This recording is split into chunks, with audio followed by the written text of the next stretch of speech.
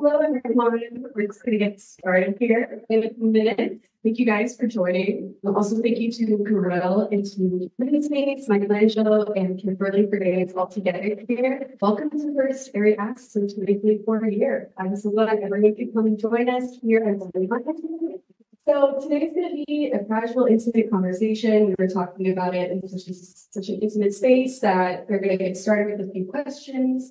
And then people, if there's something that comes up, something you want to hear more about, just waiting to say something out loud, like motion over. And we really want to have this be an interactive artist talk. But before we get started, I'm just going to say a little bit about Morel and Melissa here. I'm so glad we're here, and then we'll get into it. So Morel Doucet is our January Fellow, and he'll be reflecting on his time in residence so far in the Florida Everglades. Born in 1990 in Haiti, he is a Miami-based multidisciplinary artist and art educator. Drawing from his Haitian roots, Doucet explores climate gentrification, migration, and displacement within the Black diaspora communities using ceramics, illustrations, and prints. His artwork presents narratives that delve into the contemporary reshaping of the Black experience, capturing the degradation of the environment where economic inequality, the commodification of industry, personal labor, and race intersect. Joining him in conversation is Melissa Hunter-Davis. She is the founder of Sugarcane Magazine, an internationally lauded digital and print platform dedicated to global Black art and culture. Hunter-Davis now has her own art book featuring work and conversations by established and emerging Black artists from all over the world. And before we get into the conversation, I'll say a little bit more about AIRIE. AIRIE, our Artists in Residence in Everglades, is a not-for-profit operating in Everglades National Park and the greater Miami area. We believe artists are essential problem solvers who can reveal new narratives and solutions for social and environmental change through their artistic storytelling. We support a paid month-long immersive residencies for artists in the park to explore the intersections of arts and the environment.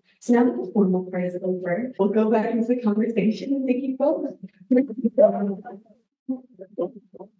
So we did like really dive into the needs of this conversation, and the reason why we're here is just like one of the ways so we don't have feedback that I can't stand.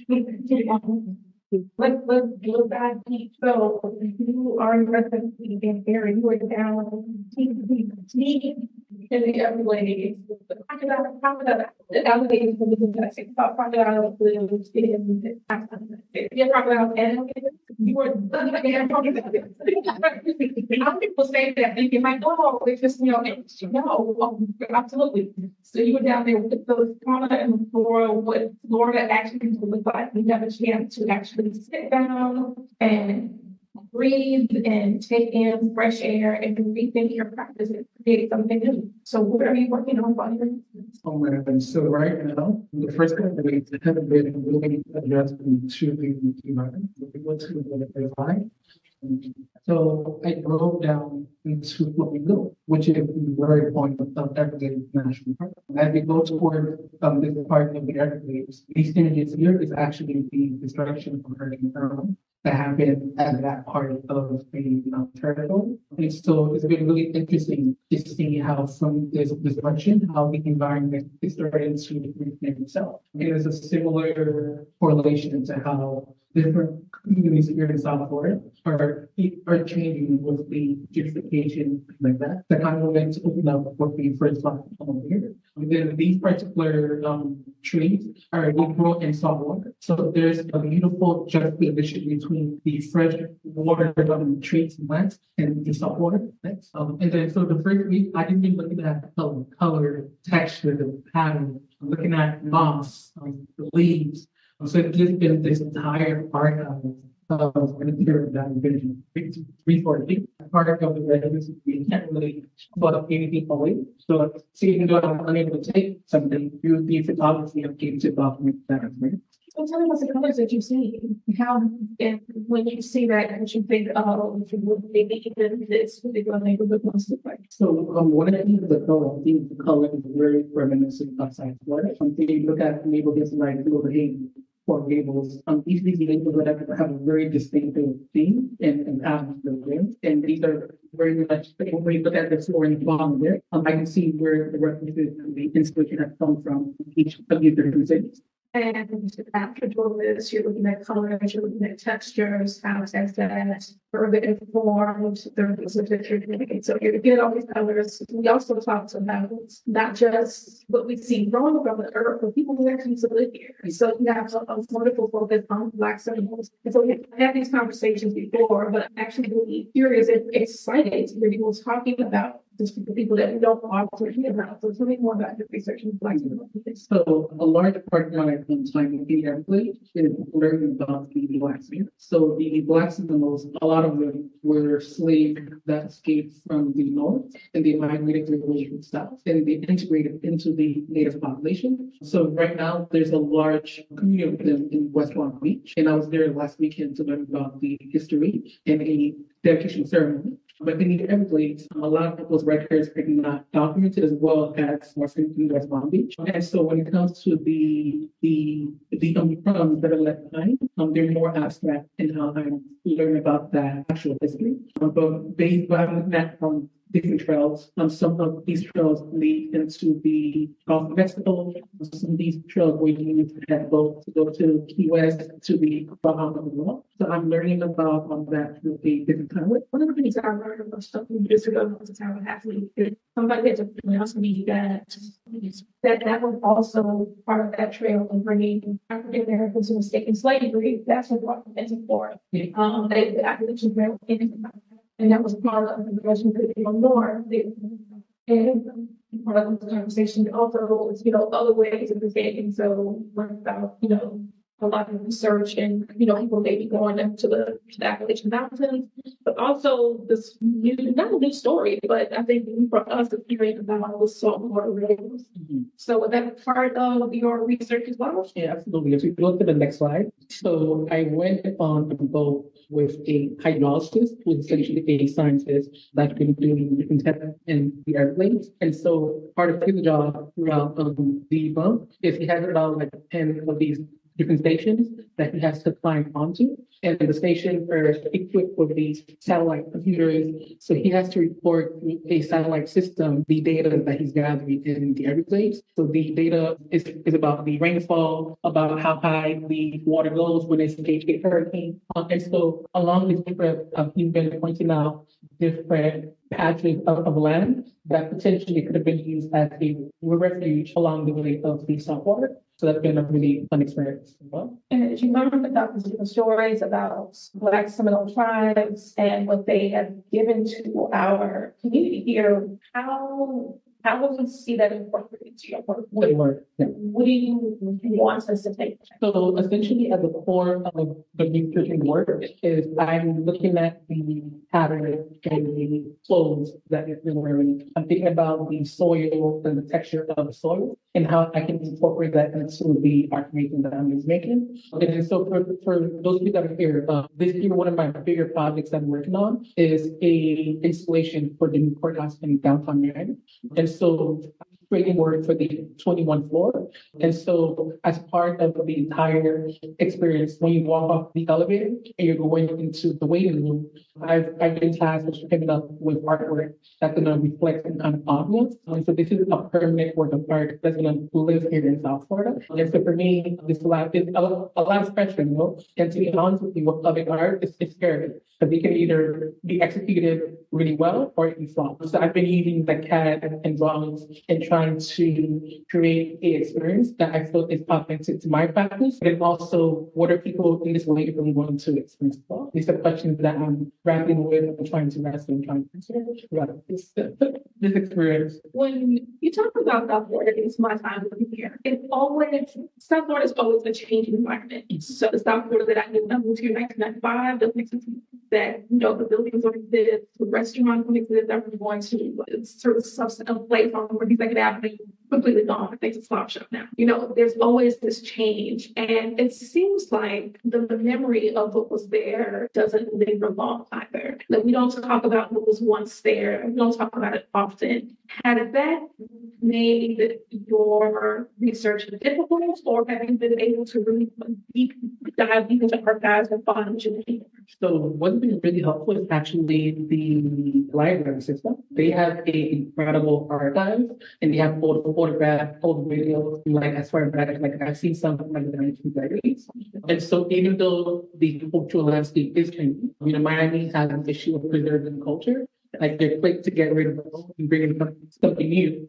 And so by going into the library, I've been able to pull old photographs of like 54th Street and comparing this old photograph to like the 1995 and seeing how it's evolved in less than 20 years. And so it has been really difficult. And I think for me, the wow moment is when you find something that is familiar, but then seeing how much have changed from that picture. Yes. Yeah. I just want to point out, so we were talking about the different changes in the landscape. So in the Everglades, the landscape varies from like the pine forest to the wetlands to the freshwater to the saltwater. And so on my trip yesterday, we pulled up on the side of the road. And there was a plant that we pulled from the road, and it tastes like a salted pickle. So this food, that was everyone. It feels like a really interesting experience to try that. So think about the food that's also available in everything, and it's something that I could see like in the 5 minutes. It was like a really interesting thing as well. So yeah, that's a quick about factor. Move on. And so going back to what I talked about earlier, so I drove last weekend to West Palm Beach, and there was a dedication ceremony to the Black symbols in this part of the state. And essentially, the artist who at the podium did this dedication with the rock in front of him as a way to pay homage to the ancestors down there. And Cornelius was actually there with me on Saturday. So again, it's really beautiful seeing how the past is being honored and for different forms and interpretation as well. I think there's another slide of the one that I was done. There was a show that the people took from the dedication ceremony. And this is a particular Black family that's part of the Dolaguchi, is what I believe.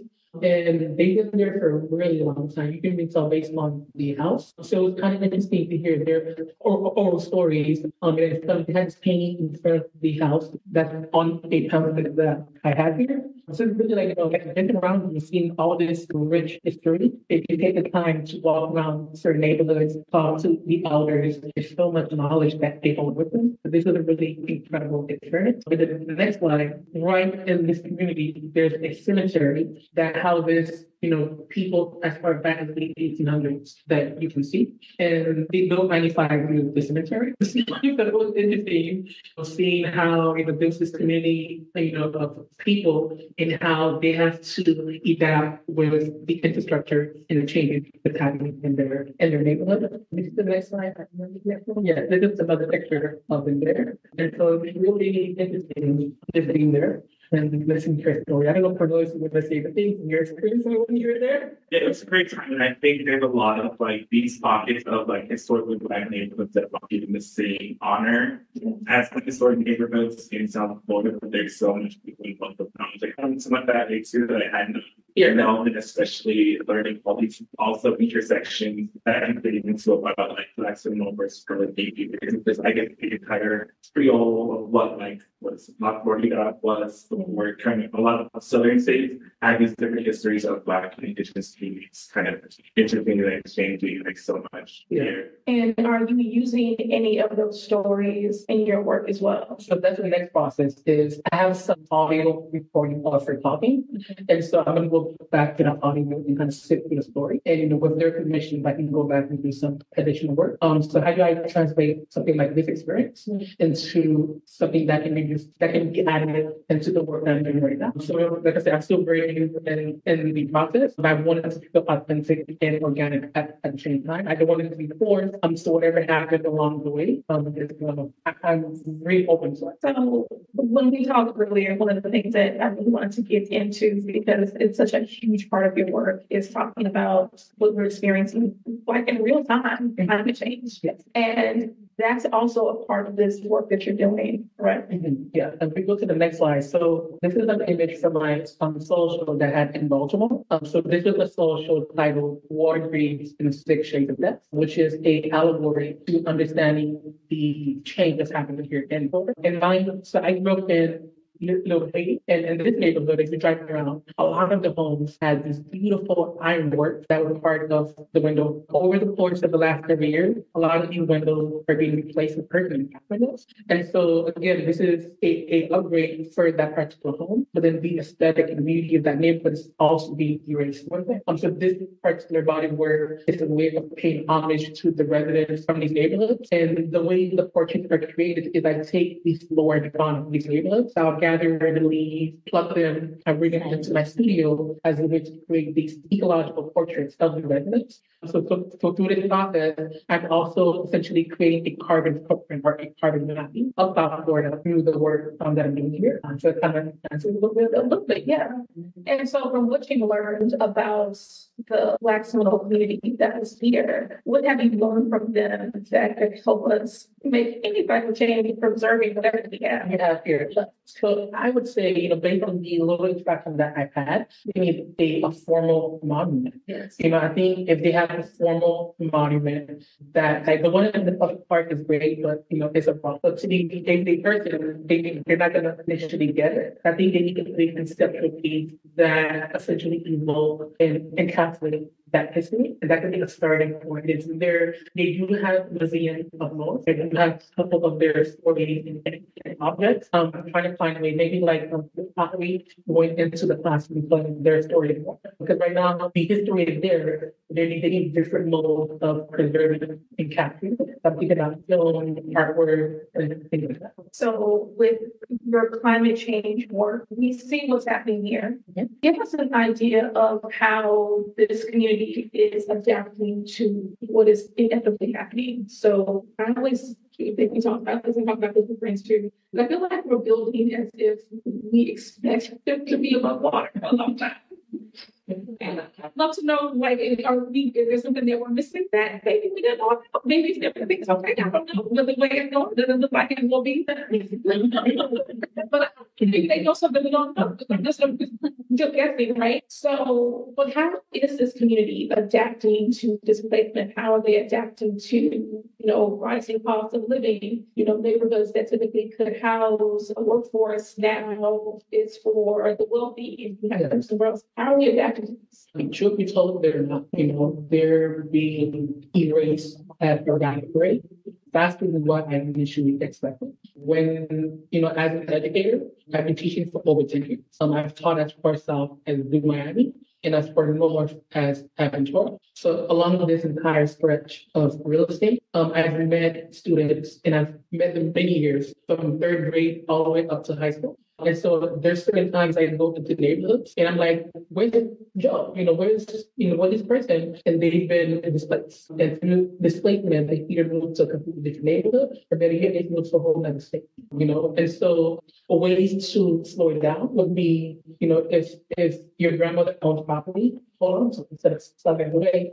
But sometimes if you're not educated, then you can do these moves that essentially breaks any potential of building generational wealth or some kind of legacy. And so through things like this, by talking to grandmother, like talking about what is the legacy, what is the history, and how we can preserve it. It's like this in an image, that particular grandmother, she can that how there, it doesn't know, it's I think for me, the wealthy always talks a lot compared to the other ones there, right? Yeah. So compared to the not that much talking about, but you can tell there's a lot of history in that home. And so the fact that she's preserved it at that state is important, and eventually I can see that we bringing that house into a museum because of the historical importance of it. So that's the honest truth is gentrification is happening before, like every day. And a lot of these communities are getting smaller and smaller every year. And we see that with Miami-Dade's population. The last I checked, that has shrunk significantly. Yeah. And now that Broward County has larger Black population overall than Dade County. I talk about that with my friends all the time because we do so much work here, and I always ask, they're all moving up there with us. We need to start changing these conversations. Is there anything here that is working because of the work that you do, because of your artwork? You're really in this movement. Do you see anything here that's helping, even if the needle is moving to the right of us? What is working to kind of slow it down a little bit? I think by giving agency to the community, so like most recently in 2016, Little Haiti officially became dedicated as an official city on the map.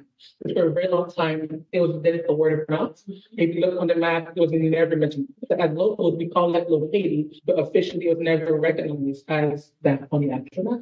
So the fact that after years of activism and talking with the city, it was finally designated as that. So it shows that being persistent does work. It might take many years, but it does. And then for those that want to participate in populate Miami, by holding on to it is a way to build generational wealth, a way to preserve a little bit of that legacy of what Miami has been. And if we can talk really quick, I know this is something that we discussed. One of the things that always disturbed me is that a lot of people in these communities are ashamed of where they live. Mm-hmm. So if you have ever had a conversation with me, I always tell you, I'm from AIRIE, Indiana. And people make fun of me, whatever, I don't care. The reason why it's so important to me is not because the Jacksons are from AIRIE, Indiana. That's not as important to me as that we were a city that was abandoned when they elected the first Black mayor of a major urban area. And there was white flight. And the state cut off all growth to the city so that the city couldn't expand. In areas that actually were never incorporated, all of a sudden became cities. And so they did their best to really kind of choke this new city out. So the pride always came from, despite all of that, you still had Black millionaires, you still had professionals. I can go to a downtown and go to the accounting office, and I can go to the doctor, and I can go to a hospital. And it was all in my city, and it was all in my community. And I didn't have to go anywhere if I didn't want to, right? It didn't matter that it wasn't as beautiful as maybe Miami Beach, but it was mine. And there's this lack of love. So here, like it's just a mission to get $3. Like, what's up, man? Okay, who cares? We've been fine. Or I'm going to what's it like for a spring. And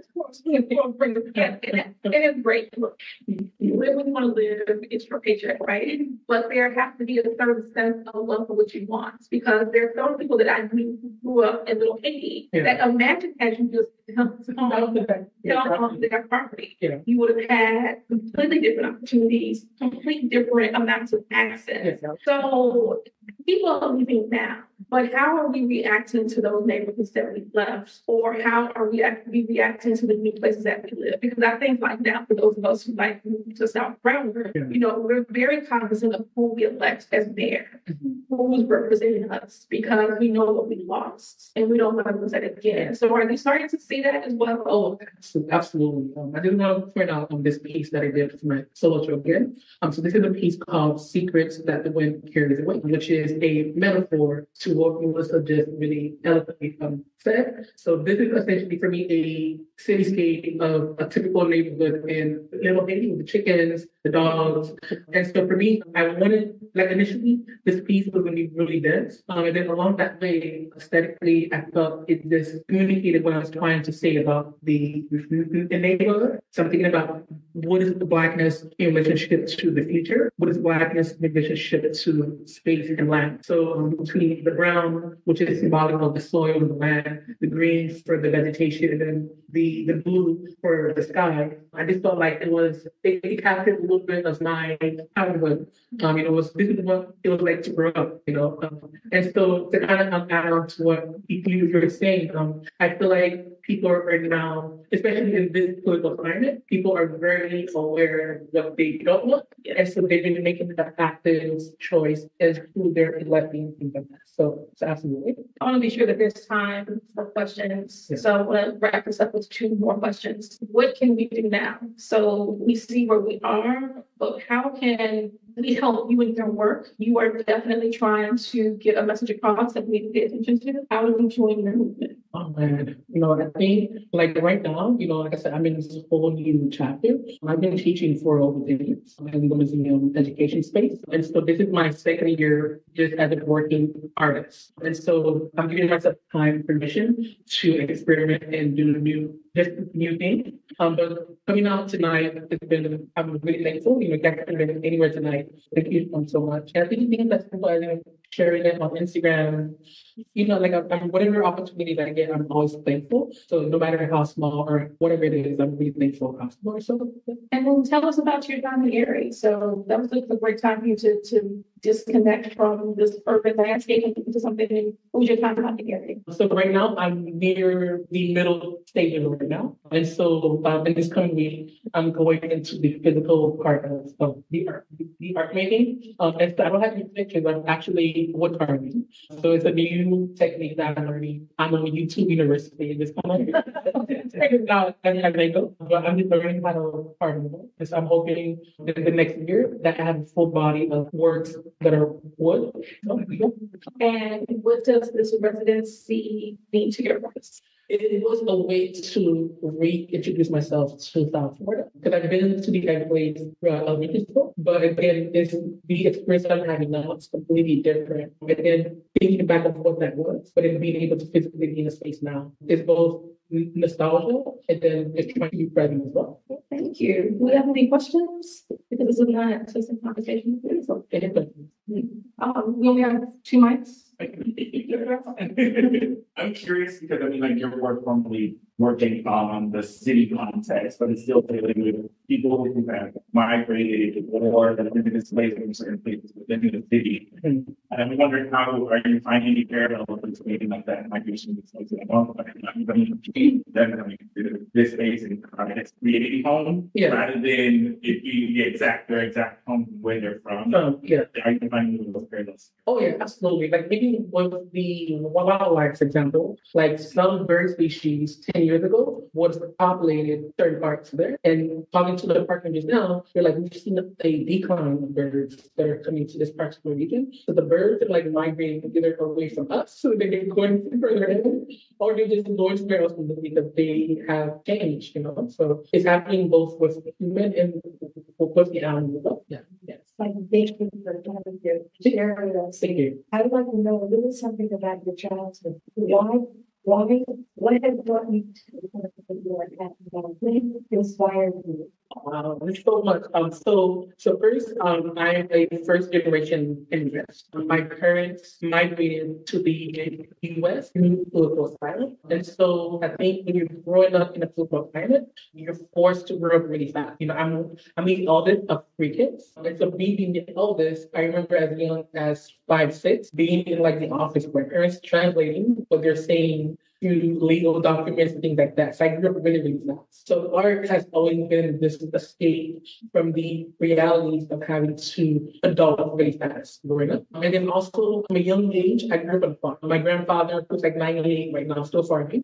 And he would wake up every day at 5:30 in the morning, and by 6:30 he's out the house. And so I've always had a deep admiration for the land. Whenever I would go out with him farming, I just learned so much. And so being here in the US, there's a lot of ways in terms of food, in terms of the way land is disseminated and used. So I'm just trying to use a little bit of my lived experience and how can I inform other people with their everyday habits and needs to change that. And so in terms of my influences, I think my 3rd grade teacher back at Lakeview Elementary, which is a school not too far from here, she was the one that put me on the route to the magnet art system. So I've been in a magnet art system from 5th grade all the way up to high school. So I tell people all the time, I'm a proud product of the public school system through the magnet art program. And I don't think I would be here today without the enrichment that has happened through these programs. Is that everything? Or yes. Can you speak to the waiting room that you are creating? And I'm struck by how you mentioned that you are environmentally mindful experience of who is using the space. Yeah. Is there a link that you can make between that process and also what it takes to be able to give yourself this permission to be in this period of discovery in your second year as a practicing art? I mean, full time. Like, how is it that you are also able, from the user experience of the residency, how are you able to really engage in the residency, given the fact that you do have around making work, making a living, like that? Can you speak to both of those? Oh, yeah, absolutely. I think so. One of the most incredible things about AIRIE is you actually get a stipend. So, so AIRIE is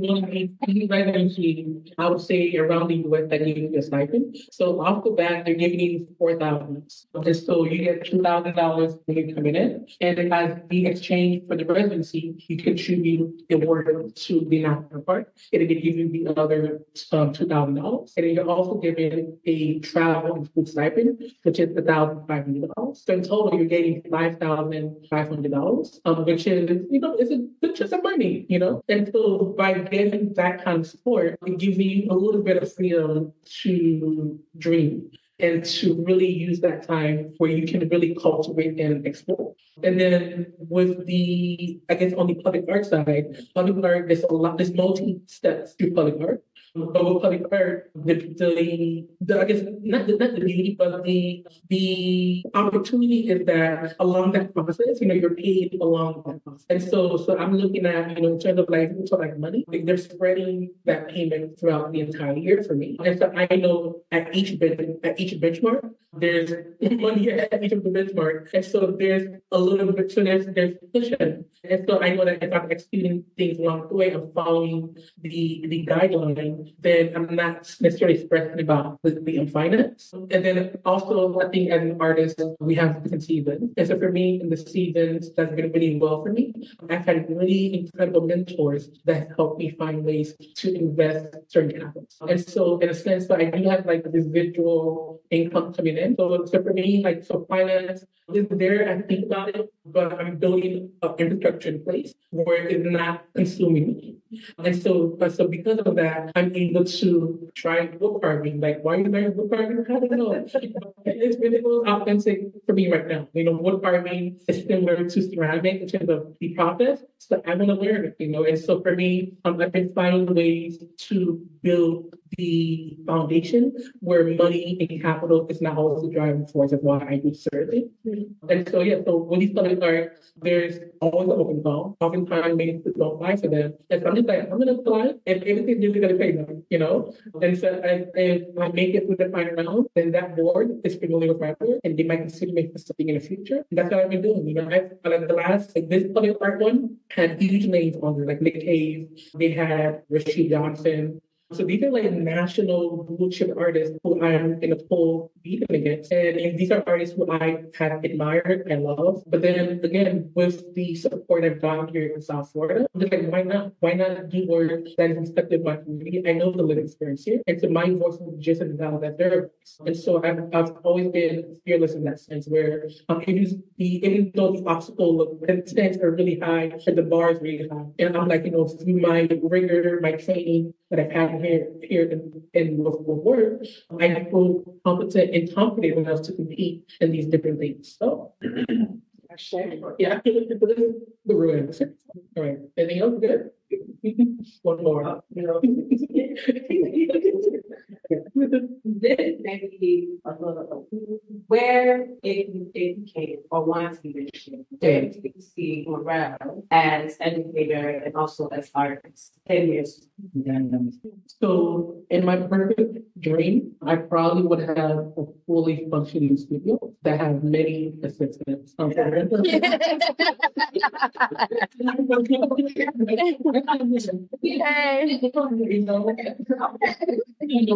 One person doing emails and admin, to visual and production and studio. And I did focus on, doing public art and things like that. So I want to focus on the making and generating ideas. And then I have the team to support the idea making, things like that. And then, like I said, I'm not, like right now, I've taken a break from teaching, but I do workshops, I go to school groups. I'm always giving back to the community in a different kind of way. So I'm not opposed to going back into the institutions down the line. But in this event, I want to see what does my practice look like if I'm dedicating 40, 50 hours a week to this my after practice. So, are there any more questions? I think we're good. But check out the show. Say one more thing because I would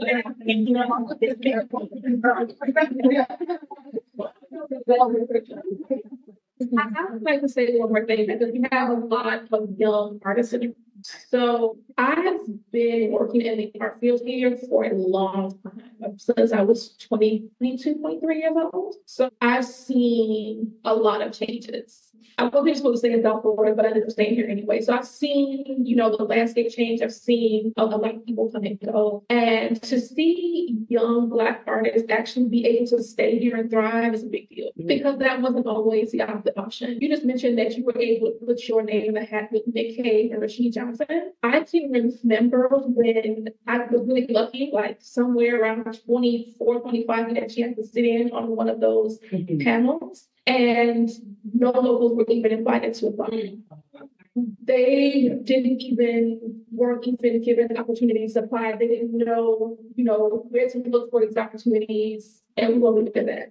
So to see a young man be able to go to that level and present work and be chosen, our summer, everybody who was here, who was able to work and live in this space here in South Florida, is a really big deal. I am very proud of you. This is a completely different world. Thank you.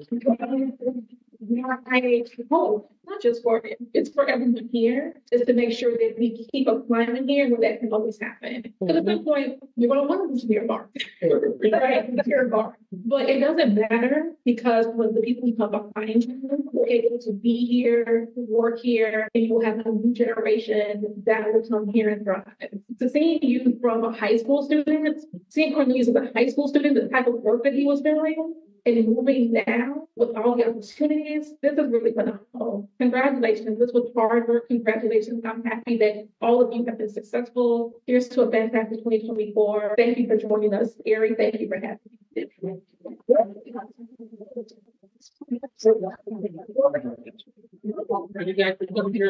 Thank you so much. Thank